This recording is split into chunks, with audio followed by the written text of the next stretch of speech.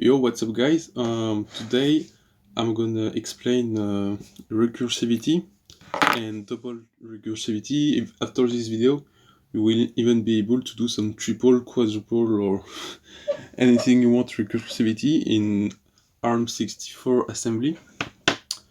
So I'm specifically targeting the ARM v8-A because I'm recording this on my tablet. As you guys can see, I'm using Android, but I just run Linux on it. So, first of all, I would advise you to do a little factorial function in assembly, because it's pretty simple. I will explain how it works. First of all, when you have some leaf... Wait, I'm just gonna create a note. When you do have a leaf function, you need to save the X30 register, because it contains the old address of the program controls, and what return does is that it copies the content of X30 to the program counter, and whenever you change the value of the program counter, you just change the line in your assembly code. So what you usually start with when you have a leaf function, that is a function that calls another function, you always do that, because yeah, you really need to save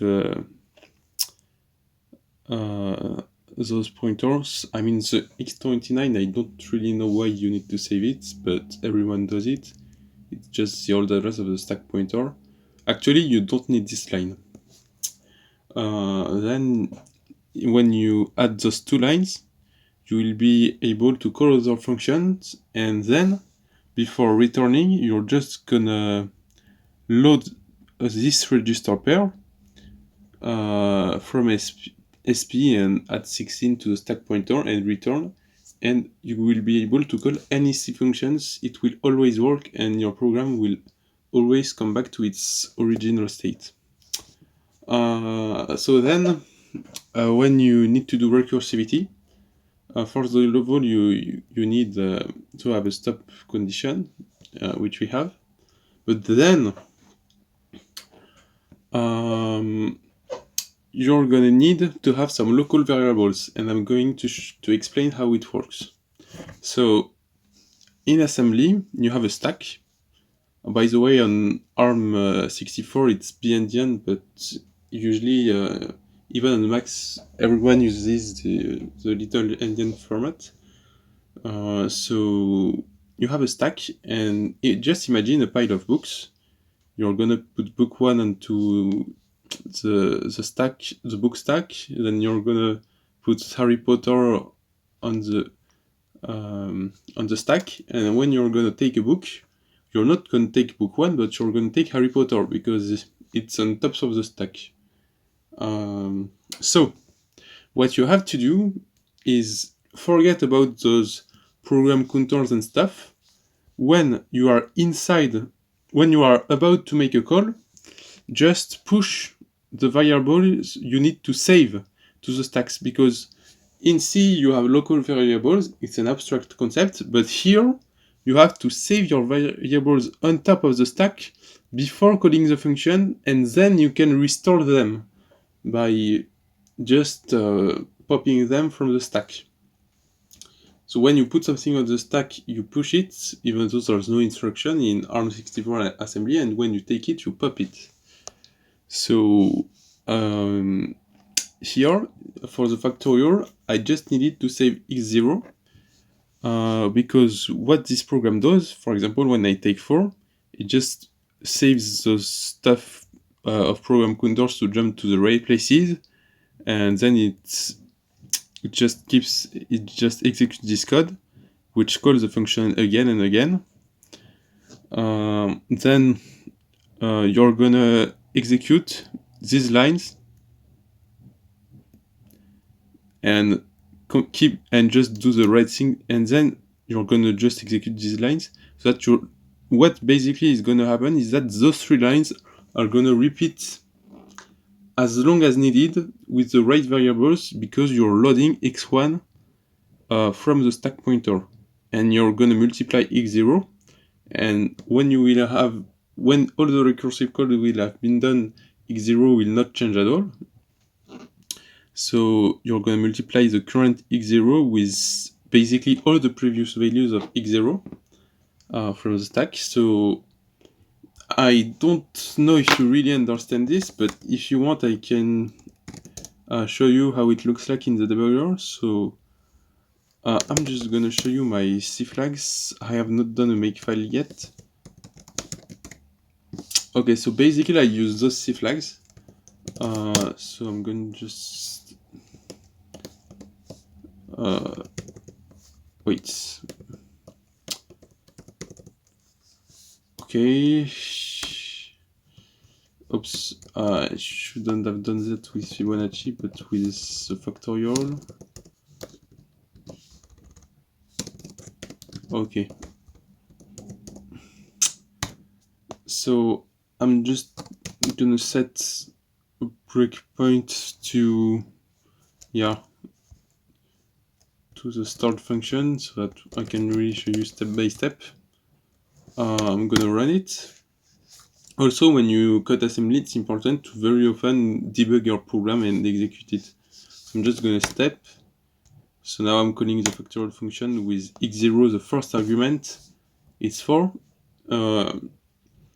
So yeah, I'm just saving my x30 pointer, because when you're branch looping, the x30 pointer contains the program counter that is this line. So not really this line, but the address of this line, so that when you return, what return does is that it jumps to this line. So yeah, basically we're just saving this. Then I'm pushing x0 and at the new register, because you can't just add 8 or remove 8 from the stack pointer, otherwise I always get a dbus error. Yeah, you kind of waste some space, but it's fine. We are here to learn, not to do some super optimized code. Then, okay, wait. Move x20. Oh yeah, basically this is what we do. We always save the old stack pointer. It's convention, kind of. Then I compare 0 with 1, and I jump if it's equal, because this is the stop function. Yeah, so I branch if it's equal, but it's not equal, so I'm just pushing x0 to the stack pointer, since I pushed the pair and x0 came first in the instruction. I'm just gonna, I'm just gonna save it. But wait, I think it's not useless. Anyways, I don't know. It might not be the most optimized code, but anyways, so I just save 0. Oh yes, wait. Oh yeah, I think I saved the same value twice, but it's fine. It's fine.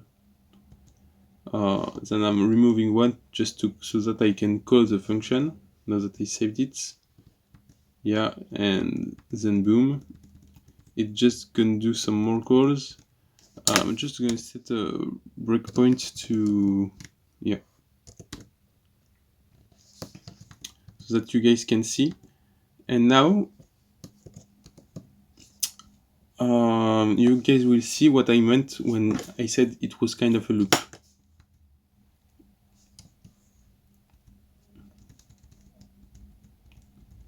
Yeah, you see, you're just gonna repeat the right amount of times. I'm just gonna show you that it works. It's 24, 4 times 3, 12 times 2, 24.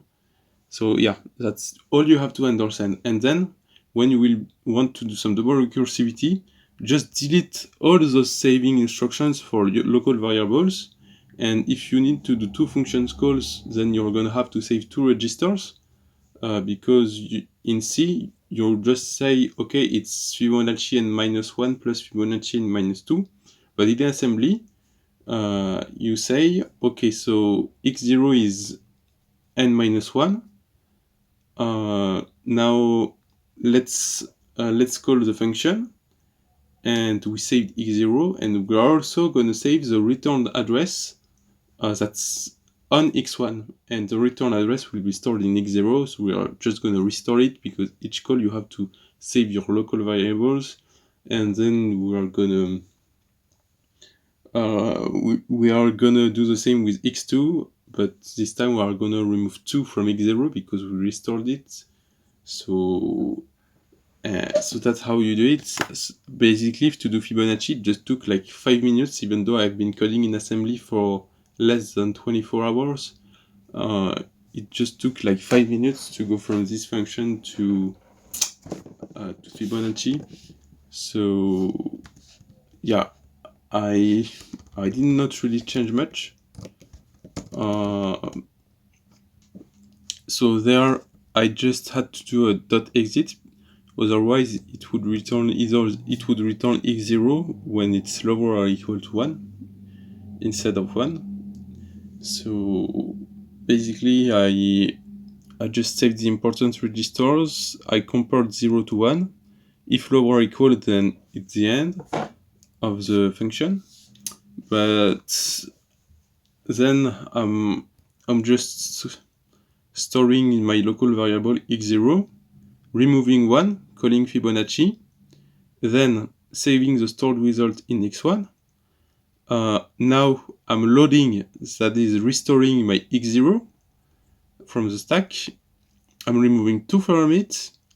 I'm storing x1 in the stack, because yeah, basically x1 is Fibonacci and minus 1, and I really need to save it in order to have the proper return results, because I'm gonna have to add x1 and x0. You will see why x0 later, because I'm calling Fibonacci, and now Fibonacci is Fibonacci n minus 2. So I'm just calling it, and now x0 is Fibonacci n minus 2, but I need to get back the right Fibonacci, right?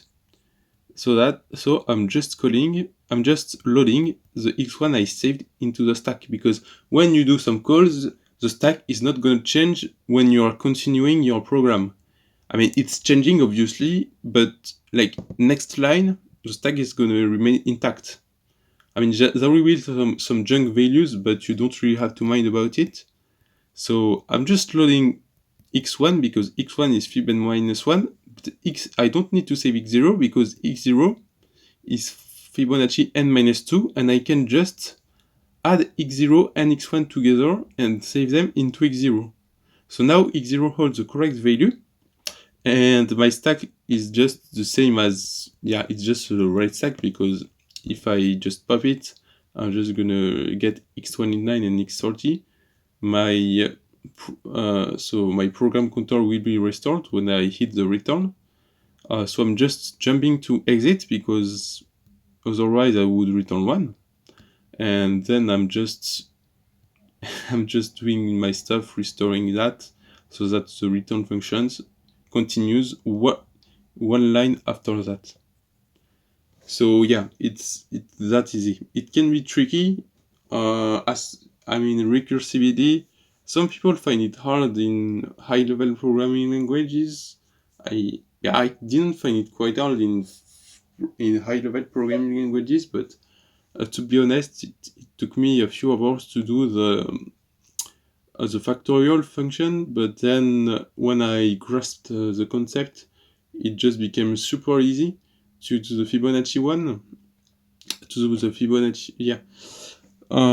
So that's it for this video, guys. I hope you have learned something from it, and I highly advise you, when you are coding, to just grab a piece of paper. Even I use paper really often, and just do some drawings. For example, okay, I have my stack, so I'm saving at the bottom my program counter, and my my stack pointer, and then I guess I need to save some variables, and there's the stack pointer, the program pointer. Oh, it's a mess. Oh, but yeah, these just, I don't really have to mind about this because, and with the debugger, the debugger is also a magic tool for understanding your assembly program. It's just insane. Also, if you don't really understand, I think you should just go to YouTube, and you can, since there is more documentation, you can watch some x86 Intel assembly videos and just transpose the knowledge to ARM. So for example, recursivity, you can just type recursivity assembly or recursivity stack, and you will have some nice graphics. So yeah, you just have this dude who explains kind of well, and yeah, yeah. So if I just go recursivity ARM64 assembly, I think I'm the only one who's gonna have a video about this. Yeah. Oh, an assignment help. Yeah. Uh, yeah. There are not. There is not much content, so.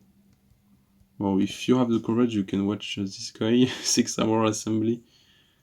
Okay, so that's it for this video, guys. So let me know in the comment what you think about it. I did not really plan to do anything special. I mean, maybe I should have showed or explained some things before other ones. Obviously, this video is not for someone who doesn't know anything about computers and ARM64 assembly. So yeah, I hope you like it. Don't hesitate to give me a thumbs up, and see you guys.